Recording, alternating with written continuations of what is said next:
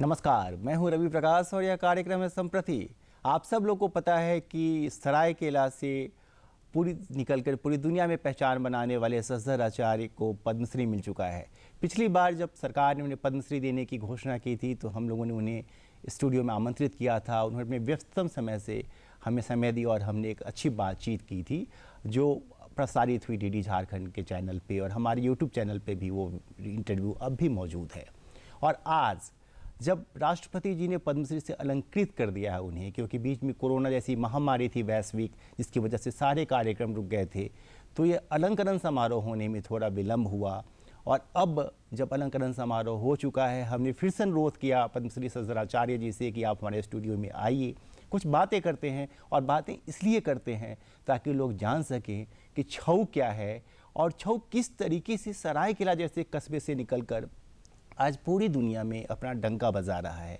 और झारखंड की एक जो लोकल नृत्य शैली है, जिसको लोक नृत्य शैली है, वो किस तरीके से अब दुनियावी बन गई है। भारत के सभी राज्यों में, इवन दक्षिण के राज्यों में भी इस नृत्य शैली को लोग देख रहे हैं, इसका मंचन कर रहे हैं, इसमें गुन रहे हैं, बुन रहे हैं अपने आप को। तो ज़्यादा इंट्रो न देकर मैं पद्मश्री शशधर आचार्य जी का स्वागत करता हूँ। उनसे बातचीत करते हैं अगले आधे घंटे तक और जानने की कोशिश करते हैं कि क्या कुछ हो रहा है डांस फॉर्म्स में भारत के। सर, सबसे पहले तो आपको बधाई हमारी तरफ से दोबारा कि सरकार ने आपको पद्मश्री दिया। ये जो छऊ है, जो पहले तो एक इलाके विशेष की नृत्य शैली थी, जब हम लोग कहते हैं कि सरायकेला में उड़ीसा के कुछ जगहों पे छऊ हो रहा है, लेकिन आपने उसको थोड़ा सा मॉडर्न किया, उसके मुखौटे का जो वेट था उसको कम किया, काफ़ी कुछ आपने इनोवेशंस किए हैं। वो कौन से इनोवेशंस हैं और अब जहाँ पे छऊ है उससे आप कितने सेटिस्फाइड हैं? देखिए, जब मैं सीख रहा था तो उतनी नॉलेज तो मेरे को थी नहीं। सिर्फ गुरुओं ने जैसे जैसे मुझे बोला मैंने वैसे वैसे नाचा। मतलब कि मैं जिस पपेट बोलते हैं ना, पपेट की तरह था। क्योंकि गुरु ने कहा इधर हाथ कर तो मैंने कर दिया, इधर हाथ कर दिया। मैंने ये नहीं उस वक्त समझता था कि ये हाथ यहाँ क्यों कराया जा रहा है। धीरे धीरे जैसे मेरा ज्ञान बढ़ा या मैं बड़ा हुआ तो मुझे ये लगा कि नहीं, मुझे यहीं से शुरू करना चाहिए कि ये क्यों होता है, हम क्यों करते हैं। सबसे पहले बात तो है कि हम नृत्य करते क्यों हैं। जी, सभी लोग तो नहीं करते ना, देखने के लिए बहुत पसंद करते हैं लोग, कहते हैं बहुत अच्छा नाचा यार, लेकिन करते कम है। करने वाले हिसाब किताब से करते हैं। ये मुझे ऐसा लगता है कि शायद जब भगवान बनाता दुनिया और दुनिया में इंसानों को पैदा करता है तो सबको अपनी अपनी काम दे के, सबको अपनी ड्यूटी दे के यहाँ भेजता है। तो शायद हम लोग उसी में से हैं कि हम कला के लिए पैदा किए गए हैं और वो कला को ही आगे बढ़ाओ, पीछे ले जाओ, क्योंकि सभी लोगों की बस की नहीं है। लेकिन मुझे लगा कि अपना जो आर्ट फॉर्म है, जब पूरी नॉलेज हो गई तो इस भारतवर्ष में सरायकेला छऊ पर्टिकुलरली एकदम अलग ढंग का नृत्य है। सबसे बड़ी चीज़ है कि मैंने किसी ने कल मुझे पूछा था एक इंटरव्यू में कि नृत्य हम अभी छऊ नृत्य कहते हैं, लेकिन ये छऊ नाच है जी। कथक नृत्य नहीं है, कथक नाच है। तो नाच और नृत्य में अंतर क्या है ये भी तो जानना चाहिए ना, तभी तो आप उसको ज़्यादा अच्छी तरह से ट्रीटमेंट कर सकते हैं। जब बीमारी को पकड़ेंगे तभी तो दवाई देंगे ना। तो मुझे लगा कि नहीं, मुझे इन सब चीज़ों को पढ़ के और अच्छी तरह से स्टडी करना है। जब मैंने सारे गुरुओं से सीख लिया और सीखने के बाद जब मैं सरायकेला छोड़ा और बाहर गया, क्योंकि मैं पहले परफॉर्मेंस करने के लिए जाता था मेरे गुरुओं के साथ, तो मैं उस वक्त मेरे ध्यान में था कि कौन सा इंस्टीट्यूशन है बाहर में, कहाँ जा सकता हूँ, कहाँ रह सकता हूँ, कहाँ इसकी प्रचार प्रसार कर सकता हूँ। तो मैंने वो पूरा रेकी कर लिया था उन दौरान। तो मुझे कई इंस्टीट्यूशन अच्छे लगे थे, बॉम्बे के भी, दिल्ली के भी, कलकत्ता के भी। तो मुझे लगा कि चलो मैं पहले बम्बई चलता हूँ। तो मैंने पहले बम्बई चला गया सरायकेला से, ठीक है, छोड़ा। और आज भी मैं बच्चों को यही बात कहता हूँ कि कला को सीखो, संपूर्ण ज्ञान लो और सीखने के बाद अपनी जगह को छोड़कर दूसरी जगह जाओ, ताकि दूसरे लोगों को पता चले कला के बारे में कि अपनी कला है क्या। फिर बॉम्बे गया, बॉम्बे में आशा पारिक इंस्टीट्यूशन में 1 साल रहा और वहाँ क्योंकि छऊ नाच के आप अब अपने पेट को नहीं पाल पाएंगे। क्योंकि क्योंकि महीना में 1 प्रोग्राम होगा, 2 प्रोग्राम मुश्किल से है। अभी जो 1.5 साल हुआ पूरी स्टॉप हो गया ना। तो जो भी आर्टिस्टों ने कमाया था वो भूल दिया, यहाँ खत्म कर दिया। अब धीरे धीरे खुलेगी, तो अभी हमको पकड़ने के लिए 2 साल चाहिए, ठीक है ना, 2 साल। लेकिन परफॉर्मेंस हम लोगों ने करना शुरू किया और बच्चों को मैं ही लेके गया, और पहले तो बहुत पैसे नहीं मिलते थे, आज मिल रहे हैं, आज डिमांड हम कर रहे हैं बोल के मिल रहा है। इसलिए मैं कहता हूं कि आपको डिमांड करना पड़ेगा, आपको उस क्वालिटी का परफॉर्मेंस करना पड़ेगा, तब जाके होगा। तो छोटी सी जगह से ये जब मैं बाहर लेके गया और बॉम्बे में पहला मैंने पॉसिबिलिटी ढूंढा कि छाऊ को साथ में करते हुए, बचाते हुए मुझे और क्या करना चाहिए जिससे लोग छाऊ के बारे में जाने। तो मैंने थिएटर में कोरियोग्राफी करना शुरू किया, डांस कोरियोग्राफी करना शुरू किया, दूसरे डांस के साथ, दूसरे डांसर के साथ नाचना शुरू किया, स्कूलों में, कॉलेज में पढ़ाना शुरू किया डांस के बारे में, डिफरेंट यूनिवर्सिटीज में गया मैं पढ़ाने के लिए। आज मुझे उम्मीद है कि, मुझे लगता है कि भारतवर्ष तो है ही, भारतवर्ष के जितने स्टेट हैं, हर स्टेट में हाँ बहुत अच्छा डांसर आप नहीं कर सकते हैं, लेकिन छऊ डांसर तो कर सकते हैं। इतना बच्चे, इतने लोगों ने सीखा है, कई लोगों ने काम करते हैं। तो कला की उन्नति तभी होती है जब उचित शिक्षा लेकर और हम अपने जिंदगी को साथ में लेते हुए और कला को साथ में रखते हुए हम आगे बढ़ते हैं। क्योंकि मैं कला को एक बच्चे की तरह अपना मानता हूँ जी। मेरा जो अपना बच्चा है, आप जिस ढंग से बच्चे को पालते हैं उसी ढंग से अगर कला को आप अपने शरीर में लगा कर रखेंगे, माँ बाप बनकर, क्योंकि माँ तो है नहीं साथ में, तो माँ बाप खुद को बनना पड़ेगा। माँ बाप बन के अगर कला को बॉडी में रखेंगे तो वो बोलेगी और वो डिमांड करेगी, वो सब कुछ करेगा। अगर उसको डिटेच कर देंगे तो कला आपके शरीर में भी नहीं रहेगा और कुछ भी नहीं रहेगा आपके लिए। लोग कहते हैं कि कला सीखने से इनकम नहीं है, मैं कहता हूं तुम्हारे पास दिमाग नहीं है जी। पॉसिबिलिटी तो ढूंढो।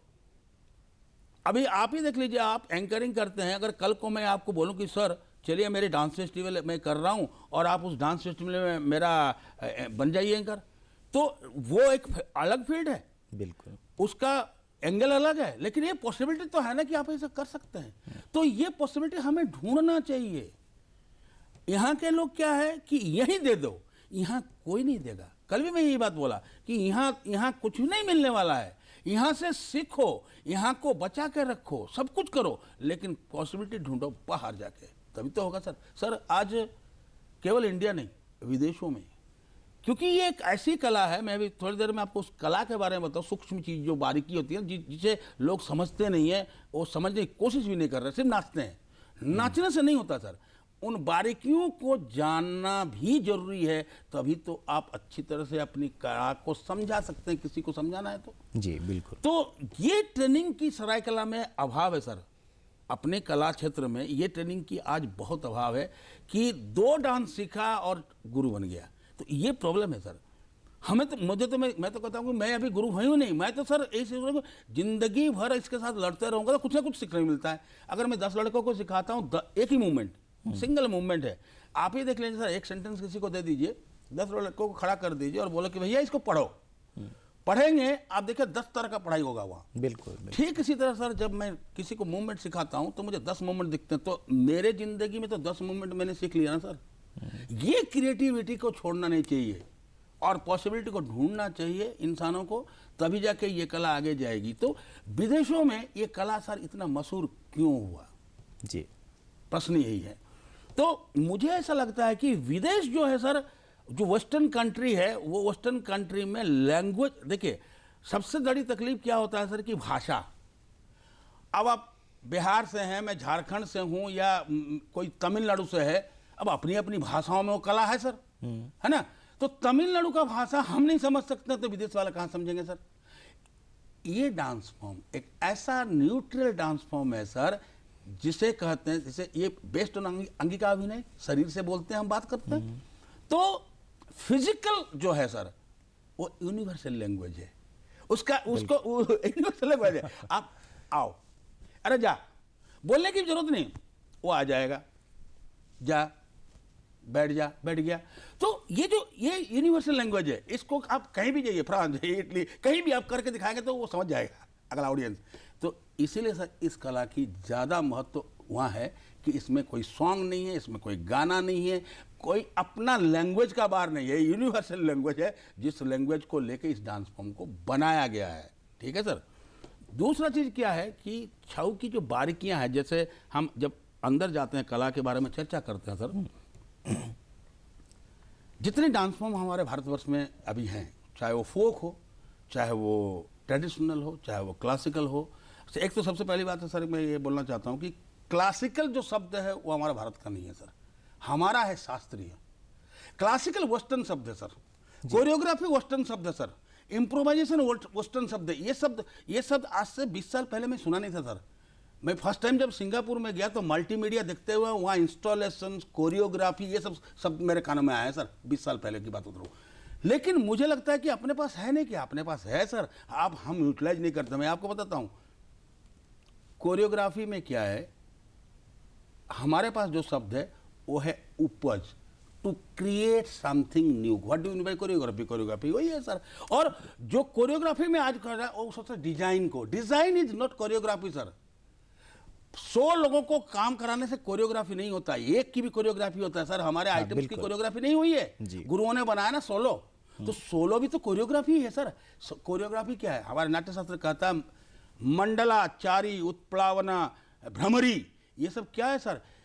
तीन को बोलता तीन लोग यहाँ भ्रमरी करो, यहाँ मंडला करो, तो वो ग्रुप होगी ना, तो ये तो कोरियोग्राफी है। बिल्कुल बिल्कुल। तो अपने शब्दों को यूटिलाइज करते हुए हमें काम करना चाहिए।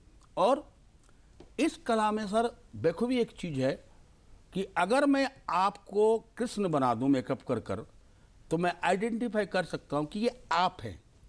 इस कला में जब हम मास्क पहनते हैं ना सर, तब आप आइडेंटिफाई नहीं कर पाएंगे। तो इसलिए हमारे गुरुओं का कहना है कि अपनी आइडेंटिटी खोकर, खुद की निजत्व को खोकर आप उस कैरेक्टर पर चले जाते हैं जिस कैरेक्टर को ऑन स्टेज आप प्रेजेंट करते हैं। क्या शानदार। अगर मैं नाचता हूं कृष्ण, तो आप मुझे ससदर आचार्य नहीं बोलेंगे, आप बोलेंगे कृष्ण नाच रहा है। सो ये और दूसरे डांस फॉर्म में सर भारत में बहुत अंतर है। अभी सर हम लोग बात करते हैं कि एक बड़ी द्वंद है सर हमारे कला के लिए। आप छोड़िए सर, कलाकार छोड़िए, आप एक पब्लिक हैं, सोचिए थोड़ी देर के लिए। और मैंने आपसे एक क्वेश्चन पुट करता हूं, आपको पूछता हूं, आप उसमें सहमत हैं या असहमत हैं, आप बताइएगा। सर, यूनेस्को एक ऐसा बॉडी है जिसने 2010 में इस कला को अपने लिस्ट में एनरोल किया जी। अभी एक यूनेस्को का सर वर्कशॉप हुआ था जिसमें मैंने ये कहा कि भारतवर्ष ने, सर ये भारत की बात है, भारतवर्ष ने सरायकला छऊ यानी कि छऊ को पूरा बताया कि भाई यूनेस्को को कि देखो हमारे पास ये हीरा है जी। हीरा तो है सर, यूनेस्को ने लिख लिया कि भाई भारत के पास एक बहुत कीमती हीरा है। अब उसने भी एक रिस्पॉन्सिबिलिटी दिया इंडिया गवर्नमेंट को कि भाई इस हीरा को संभालना आपका काम है, हमारा काम नहीं है, यूनेस्को का काम नहीं है सर। अब उसको संभालने के लिए हमारे इंडिया गवर्नमेंट को उसने बताया कि भाई इसको संभाल कर रखो। अगर वो हीरे में दरार पड़ रही है तो संभालना गवर्नमेंट ऑफ इंडिया का काम है सर, उनका नहीं है। मैं इसलिए कहता हूं सर, अभी क्या है कि भारत में एक बड़ी द्वंद है कि क्लासिकल, फोक, ट्रेडिशनल। सर मैं कलाकार होने के नाते अगर आप मुझे पूछेंगे तो ये डिवीजन लोगों ने किया जरूर, लेकिन कला तो कला ही होता है सर, चाहे वो क्लासिकल हो। सर 1205 एडी में शुरू होकर छऊ कहाँ अभी पहुंचा है, और ओरल ट्रेडिशन में ये ज्यादा क्लासिकल है या कल जो डांस फॉर्म शुरुआत हुआ है और 100 साल भी नहीं हुआ है वो क्लासिकल है, अगर अंग्रेजी शब्द में बोला जाए यही क्लासिकल है सर। 900 साल कम नहीं होता, 800-900 साल कम नहीं होता है। और ओरल ट्रेडिशन में लिखावटी कहीं नहीं है और आज भी सुंदरता है इसमें। तो मैं तो सोचता हूं सर इस डिस्टिंक्स को भारत सरकार को हटा देना चाहिए, सीधी बात मैं कह रहा हूं, क्योंकि मैं एक कलाकार होने के नाते कह रहा हूं। आज मेरे पास एक दम है कि मैं इसके ऊपर 2 शब्द कह सकता हूं।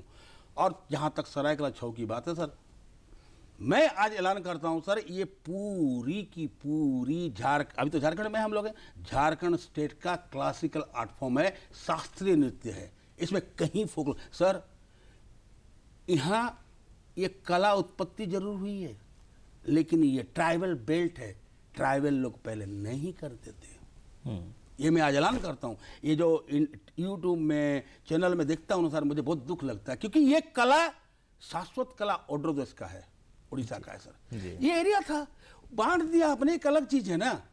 अभी झारखंड में हमें यहाँ है, उससे पहले बिहार में थे, तो बिहार से हमें इतने साल मिला तो बिहार का 8 फॉर्म हो गया, फिर झारखंड में आ जाए, अभी कौन सा खंड में जाए कोई भरोसा नहीं है सर हमारा। बिल्कुल। तो मुझे बोलना है 8 फॉर्म को वहीं रहने दीजिए जहाँ है, आप जगह को बांट दीजिए, मना नहीं है मेरा, लेकिन 8 फॉर्म वही है। इसलिए ये कला इतने दिनों का ट्रेडिशन को लेते हुए आया है सर, आप इसे कभी भी लोक कला नहीं कह सकते हैं, ये लोगों का कला नहीं है। मैं कहता हूं सर, आप इसी एरिया के लोगों को बैठा दीजिए, मैं छाव करता हूं और मैं कुछ चंद क्वेश्चन करता हूं, अगर वो बता देंगे तो मैं मान जाऊंगा। नहीं, सबको ये नहीं पता है। इलिटरेट नहीं सर, ये कला समझने के लिए आपको पढ़ा लिखा होना जरूरी है। जो सुंदरता एक अलग चीज सर, विजुअल एक अलग चीज है, एक देखना, एक सुनना, सुरीला गाना सुनना, ये एक अलग चीज है। लेकिन अगर आप उसे समझने की कोशिश करेंगे, बहुत कष्टदायक है सर। इसलिए इस कला का, इस द्वंद्व को मैं रखता भी नहीं हूं। अभी सर मैं तो सरकार को रिक्वेस्ट करने वाला हूं, हमारा झारखंड सरकार को, कि इस झारखंड सरकार को झारखंड में शास्त्रीय नृत्य के रूप में सरायकला छऊ को घोषणा करे। बिल्कुल, ये इस पर करें, ये हो जाए, और हम लोग भी अपनी तरफ से सरकार तक ये बात पहुंचाने की कोशिश करेंगे। और अगर हम बातचीत कर रहे हैं तो ये बात हम समझते हैं कि कई सारे लोग देख रहे हैं, और ये बात सरकार के लोग भी देखते हैं, तो वहाँ पहुंचेगी।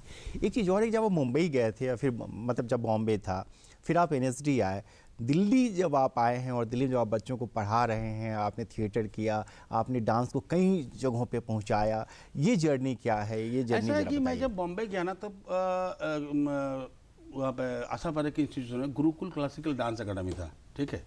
और आज तक मैं बताता हूँ, जब से मेरा यात्रा शुरू हुआ है तब से मैंने अभी भी एक भी ये जब क्लासिकल फोक का बात कर रहा था ना, तो मैं बता रहा था, भूल गया था कि एक भी फोक फेस्टिवल में मैंने नहीं नाचा। जितनी नाचा है सब क्लासिकल फेस्टिवल है, खजुराहो, कोणार्क, हम्पी, भारतवर्ष की जितनी बड़ी फेस्टिवल है क्लासिकल है, सब में नाचा हूँ, और सब में अपने आप इस आठों को प्रूफ करके नाचा हूँ कि भाई ये ऐसा है, आपको मानना पड़ेगा। क्योंकि भारतवर्ष में कोई अथॉरिटी नहीं है क्लासिकल फोक को ठप्पा लगाने का, कोई नहीं है सर। पब्लिक लगाती है कि भाई ये 8 फॉर्म। मैंने चेन्नई में एक बार बोला था कि आपको सुंदर लगता है ये 8 फॉर्म ना, हाँ यस, तो फिर आप काहे के लिए मुझे क्वेश्चन कर रहे हैं? सुंदर लगता है, देखिए, गाना अगर बेसुरा गाऊंगा आप सुनेंगे नहीं, तो मत सुनिए ना। अगर सुंदर लग रहा है देखिए, सुरीला लग रहा सुनिए। सर बॉम्बे में पहली बार फर्स्ट टाइम बीना पानी चावला बोल के एक डायरेक्टर थे, जिन्होंने छाऊ को यूटिलाइज किया थिएटर में। मैंने उसका कोरियोग्राफी किया। वो एक इंग्लिश प्ले था सर, कुछ खंडहरों से लोग रेंगते हुए निकल रहे हैं, आदि मानव जैसा एक प्ले था सर, वो इंग्लिश याद नहीं पड़ रहा है नाम उसका। वो प्ले सर NSD के डायरेक्टर ने देखा और उनसे पूछा कि इस प्ले की कोरियोग्राफी कौन करा है, ठीक है। तो उन्होंने कहा कि सर एक छाऊ डांसर है, सरायकला से आया है और वो वहाँ काम करता था, मैंने किसी तरह से जाना है और उसको बुला के इसको करवाया हूँ। तो मुझे सेकेंड डे उन्होंने बुलाया, भाई होटल में गया, एयर इंडिया बिल्डिंग के ऊपर में होटल था, वहाँ रुके हुए थे रतन श्याम सर, वो हमारे डायरेक्टर थे तब, और सुरेश अवस्थी जी थे चेयरमैन जी। सुरेश अवस्थी जी पहले एंकरिंग करते थे, आपको याद होना चाहिए, बहुत बढ़िया यूपी में। तो वो चेयरमैन थे, उन्होंने कहा कि अच्छा तुम इसे बनाए हो? मैंने कहा तुम थिएटर करे हो क्या? मैंने कहा नहीं सर, बचपन में मैं किया था, अभी तो डांस करता हूँ। तो उन्होंने कहा कि ठीक है काम करो, तुम NSD आना चाहोगे क्या? तो मैंने कहा हाँ सर आ जाऊँगा। मैंने सोचा कि मैं ग्रेजुएशन किया हूँ, मुझे NSD में मिल जाएगा चांस और मैं सीख लूँगा 3 साल। मैं इस चक्कर में आ गया और उन्होंने आते साथ ही सुबह मुझे बुलाया नेक्स्ट डे और बोला कि जो हमारे सेकेंड ईयर के बच्चे हैं, और पूरे स्टाफ को बुलाया था, जितने प्रोफेसर लेक्चरर्स थे सब लोग, कारण जी, मतलब बड़े बड़े लोग थे, दिग्गज लोग थे तब थिएटर के, उनको बैठा के और उन्होंने कहा कि छऊ के डेमो करो और जो तुमने एक्टिंग के लिए बताया उसमें से 1-2 क्लिप्स दिखाओ। मैंने दिखा दिया। दिखाने के बाद मुझे ऐसे हाथ लेके चले गए सर अपने रूम में, चाय पिलाया और अपॉइंटमेंट लेटर दे दिया कि tomorrow onwards you will take class of second year. तब से लेकर आज तक सर मैं सेकेंड ईयर में हूँ। ठीक, तो ये कला की जर्नी है सर, मेरा जर्नी नहीं है, ये कला में उतनी दम थी ना सर। और आज थिएटर मतलब एक्टर, मतलब जितनी भी एक्टर हैं, आज एक्टर मतलब छाव जानना जरूरी है। ऐसा सर कोर्स बना दिया हम लोगों ने, क्योंकि फिजिकल थिएटर जो है सर, मैंने बोला यूनिवर्सल लैंग्वेज है। अभी मालूम है आपको, बिना डायलॉग का 45 मिनट 1 घंटे की फिजिकल थिएटर बच्चे कर रहे हैं। तो कितनी ताकत है सर इस आर्ट फॉर्म में। इसकी महत्व को लोगों को समझना चाहिए और यहां से विजुअलाइज कर कर बाहर जाना चाहिए। जैसे मैंने एक नया चीज किया, मेरे पास ये खामत था, ऐसे और लोगों के दिमाग में अलग अलग होगा सर, उसको निकाल के पॉसिबिलिटी को ढूंढ के इस कला को, अगर थिएटर वाला भी सीख रहा है, छाऊ ही सीख रहा है ना सर, क्या बोलेगा मैंने छाऊ सीखा है, कहाँ का ना सराय कला का। तो ये चला ना सर, एक आवाज चली ना, गांव गांव में चली, पहुंच गई सर। आप देख लीजिए जितने एक्टर, राजपाल यादव, चाहे कोई किसी का भी आप एक्टिंग देख लीजिए और पूछ सकते हैं उनसे सर, उन्होंने जब मेरे से छाऊ सीखा, उस वक्त तो बहुत दिन तक क्लास होता था, एक एक सेमिस्टर, आधा साल होता था, उनकी बॉडी देखिए सर, अपने आप में इतना। और सर अभिनय जो होता है ना, अभिनय किसी को सिखाने की जरूरत नहीं है, अभिनय सीखी जाती है, सिखाई नहीं जाती है सर। क्योंकि जब तक आपको एहसास नहीं होगा, जब तक आपका हाथ आग में चला गया और वो जल गया, उसकी जो एहसास है, वो एहसास जब नहीं होगा तो आपको जलन भी सृष्टि नहीं होगी। तो इससे एक्टिंग और ये डांस, ये सब ऐसे ही है कि आपको यू टू फील, आपको फील करना पड़ेगा, है ना। अभी देखिए जैसे जो कैमरे लगते हैं, मैं FTI में भी पढ़ाता हूँ सर, फिल्म इंडस्ट्री में, तो मैं कैमरे को फेस करता हूँ। वो कैमरे आजकल तो कितने सारे डेवलपमेंट कैमरे आ गए, आप मेरे को गाली दीजिए और मैं सोचने लगूं, या जो मैं रिएक्शन मेरे दिमाग में चल रही है वो कैमरा ले लेती है। इतनी सूक्ष्म चीज है सर। तो छोड़ दीजिए कैमरा, आप भूल जाइए कैमरा, आप सोचिए कि मैं बैठा हुआ हूं, मैं एक्टिंग कर रहा हूं स्टेज, ठीक है सर, आपने मुझे कुछ शब्द बोला और मैंने उसका रिएक्शन थोड़ी देर के बाद मेरा निकला, इमीडिएटली नहीं निकला, वो थोड़े देर तक मैं क्या कर रहा था, ये ऑडियंस को समझना चाहिए। ये बोलता है सर, है ना, कि मैं क्या बोलना चाहता हूं, मुझे क्या बोलना है ना। इसलिए कहते हैं ना सर कि मुझे जो फील होता है कि as an actor, as an dancer, सबसे पहले तो सर हम अपने चरित्र को गठन करते हैं। जब कलाएं घुसती है ना सर दिमाग में, ये जो वजनदार हो जाता है, हमारी स्वभाव, हमारी चरित्र सब बदल जाता है सर। हम चाह के भी वायलेंस नहीं हो सकते सर, चाह कर भी वायलेंस नहीं हो सकता है। अगर दो लोग वायलेंस कर रहे हैं ना, तो हमारा मन कहता है कि यार क्यों झगड़ रहे हो, हट जाओ यार, मत झगड़ो, क्या झगड़ किया। तो ये परिवर्तन सर बॉडी में आती है, और आपको ये बॉडी में जब आती है तो उसकी जो वाइब्रेशन पैदा होती है, वो दिमाग में जाती है, और हम सोचना शुरू करते हैं, एक अलग ढंग से दुनिया को अलग ढंग से देखने की कोशिश करते हैं। सर क्या था, थिएटर, डांस, ये सब समाज के आईना था ना। आज एक अलग परिवर्तित समय हो गया, लेकिन इरादा तो ही था ना। तो वो चीज़ तो जाएगी नहीं सर, वो तो उसका गुण है। वो थिएटर का, संगीत का, पेंटिंग्स का, जितनी भी कलाएं हैं हमारा, ये उनका गुण है कि भाई जो समाज में हो रहा है या जो समाज के लिए अच्छा शिक्षाप्रद है, वो मैसेज हमारी तरफ से जाना चाहिए, मुझे ऐसा लगता है सर। आपने एक बहुत अच्छी बात कही बातचीत के दौरान कि हम वो डांस करते, वो नाच करते हैं जिसमें हमारी अपनी पहचान नहीं रहती है, हम मुखौटे के अंदर रहते हैं। रांची की बिरसा मुंडा एयरपोर्ट पर कई सारे मुखौटे वैसे लगे हुए हैं जो छऊ को रिप्रेजेंट करते हैं। सौभाग्य से जब आप 13 तारीख को दिल्ली से आ रहे थे और मैं एयरपोर्ट पर ही था, मैं भी कहीं से आ रहा था, और जब छऊ के जो नर्तक हैं जो आए थे आपका स्वागत करने के लिए, वो दृश्य बड़ा अद्भुत था। मैं ये समझना चाहता हूँ कि जो छऊ गांव में लोग करते हैं, सरायकेला के गांवों में, जो थोड़ा बहुत जिन्होंने जाना है, और जो एक होता है कि ग्रामर होता है किसी चीज़ का, एक पूरा व्याकरण समझ लेना, पूरा व्याकरण समझने में और छऊ गांवों में हो रहा है, इन दोनों के बीच का गैप कितना बड़ा है, कैसे ठीक होगा? देखिए इसका दूरी मैं आपको बताता हूँ। मैं इतने वर्ष दिल्ली में रह गया और सरायकेला आता रहा, अपने यहाँ भी इंस्टीट्यूशन है, अच्छे चलते हैं, बच्चे सीखते हैं। लेकिन पिछले 5-7 वर्षों से जब मैं झारखंड आना शुरू किया, मैं कंटिन्यूसली अब झारखंड आ रहा हूँ ना, हर दूसरे महीने तीसरे महीने आ जाता हूँ, मैंने गांव को जोड़ना शुरू किया। मैंने गांव गया, गांव में बच्चों को परफॉर्मेंस देखा, मैंने वर्कशॉप लगाई, हमारे झारखंड गवर्नमेंट ने भी हेल्प किया था, मुझे 7-8 लाख रुपए दिया था ग्रांट में। मैंने 2 गांव में लगाया था, 7-7 गांव का बच्चों को सिलेक्शन कर म्यूजिशियन को सिलेक्शन कर 1-1 महीने की ट्रेनिंग लगातार, सुबह 8 बजे से शाम 8 बजे तक, इतना देर हम लोग ट्रेनिंग देते थे। अलग अलग टीचर्स, अलग अलग सब्जेक्ट, है ना। उनको भी लगता है अरे इतनी चीज़ें हैं छाऊ में।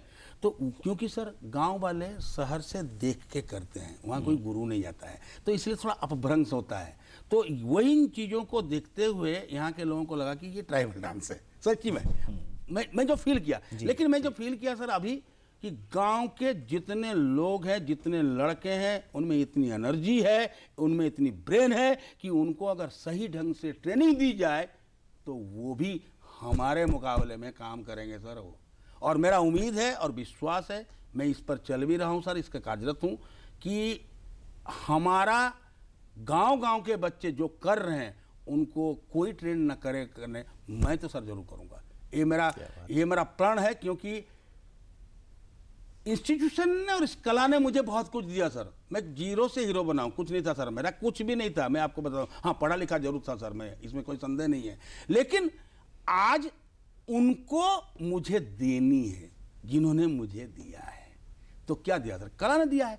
तो कला को अगर अपने यहाँ मैं डेवलप कर दूं तो इससे बड़ा चीज़ और क्या हो सकता है। मेरा आशा है सर, मैं बिलीव भी करता हूँ मन में कि मैं अगर 10 साल और इनके ऊपर काम करूँगा, देखिए सर अभी भी इतनी एनर्जी भगवान ने दिया है, इसलिए शायद दिया है कि मैं अभी भी नाच रहा हूँ 1 घंटा लगातार कंटिन्यूअसली, अच्छी परफॉर्मेंस कर रहा हूँ, एनर्जी है बॉडी में जितनी। अरे मैं 62 ईयर्स होने के बावजूद भी सर इतनी एनर्जी है, यही बहुत है सर मेरे में। मैं खुद बोलता हूँ ना, मैं जिम करता हूँ ना। अरे सर कुछ ना करें सर, कम से कम ये डांस को सीख जाए ना, स्वस्थ रहेंगे जिंदगी में। डांस ना करें, स्वस्थ रहेंगे, मेरा बोलना यही है। आपसे जब बात होती है तो लगता है कि नहीं, जैसे यूनिवर्सिटी में बच्चे सुनते होंगे उस तरह की मैं सुनता रहूं और आप बोलते रहें और लगातार बोलते रहें कई घंटों तक। लेकिन हमारे कार्यक्रम की एक समय सीमा है और हमारे पास सिर्फ एक मिनट का वक्त है, तो मैं कोई सवाल नहीं करूंगा। इस 1 मिनट में आप जो कहना चाहें, स्क्रीन आपके सामने। देखिए, मैं यही बोलना चाहता हूं कि आने वाली जो जनरेशन है उनके लिए और उनके पेरेंट्स के लिए कि ज़्यादा से देखिए, कला बहुत कुछ देता है, ये मत सोचिए मन में कि कला नहीं देता है। ये भी एक स्ट्रीम है, ये भी एक रोजगार की व्यवस्था है। लेकिन जैसे आप पढ़ाई लिखाई कर कर हर चीज पे स्ट्रगल करने के बाद ना प्राप्त होती है, इस पे भी उसी तरह से पढ़ाई कीजिए जिस तरह से जनरल पढ़ते हैं। भाई आप इंजीनियर बन रहे हैं, डॉक्टर बन रहे हैं, पढ़ाई तो कर रहे हैं ना, पैसा भी खर्चा कर रहे हैं। ये पैसा नहीं मांगती है सीखने के लिए, ये मांगती है आपकी डेडिकेशन। आपको समय देना पड़ेगा, सीखिए। और ज्ञान प्राप्त करने के बाद अभी तो बहुत अपॉर्चुनिटी आ रहे हैं, अभी तो कई यूनिवर्सिटीज हो गए, कई यूनिवर्सिटी में कोर्सेज शुरू हो गए, अभी तो बच्चों को है। सबसे बड़ी चीज़ है कि हमारे इस पे कोई डिग्री नहीं है अभी, तो मैं बिलीव करता हूं कि आने वाले 1-2 सालों में इसकी एक डिग्री या डिप्लोमा की कोर्स यहाँ मुझे चलानी पड़ेगी, जिसके लिए बच्चों को कुछ चाहिए ना, कहाँ जाएंगे, कैसे करेंगे, तो उनको देना पड़ेगा। और मेरा उम्मीद है और नए बच्चों से मेरा यही अनुरोध है कि आप लोग आओ, सीखो, आराम से सीखो और फ्री ऑफ कॉस्ट सीखो। किसी से पैसा बिल्कुल कोई चार्ज नहीं करेगा, ये मेरा वादा है। और मेरा घर तो मैंने जितना ही बनाया है, मैंने एक म्यूजियम बनाया सर, मैंने एक लाइब्रेरी बनाया जो नहीं था सरायकला में। मैं तो कहता हूँ कि सब लोग आए, उसकी यूटिलाइज करें। मेरा नहीं है वो, ये यहाँ का है, अपने स्टेट का है, अपना सरायकला का है ना, अपना डिस्ट्रिक्ट का है और भारतवर्ष का है। इसलिए भारतवर्ष के सारे इंस्टीट्यूशन मुझे दे भी रहे हैं, किताबें भेज रहे हैं सर वहाँ से। कितने हजार किताब सर, संगीत नाटक में 4000 किताब दी है सर, NSD ने 2000 दी है, इतने किताबें आ रही है, कौन पढ़ेगा सर? उनको बच्चों को पढ़ना चाहिए। और मैं इसी के साथ एक और बताता हूँ कि ऊपर से मत पढ़ो, अंदर फील करो। जैसे पिताजी डांटते हैं तो हम चुप रहते हैं, वैसे कला को मुंडी नहीं झुका कर अपने शरीर में बसाओ, अपने मन में बसाओ। क्यों? कि हमारी कला बॉडी और माइंड का खेल है। क्या शानदार बात आप कह रहे हैं। आपको बहुत बहुत धन्यवाद आपका कि आप हमारे कार्यक्रम में आए और हमसे बातें की। और मुझे पूरी उम्मीद है कि आज जो छऊ ग्लोबल हो चुका है, छऊ की प्रतिष्ठा और ज़्यादा इस दुनिया में बढ़ने वाली है और बढ़ेगी। मुझे अब इस कार्यक्रम को रोकने की इजाज़त दीजिए। अगले सप्ताह से फिर मुलाकात होगी। नमस्कार।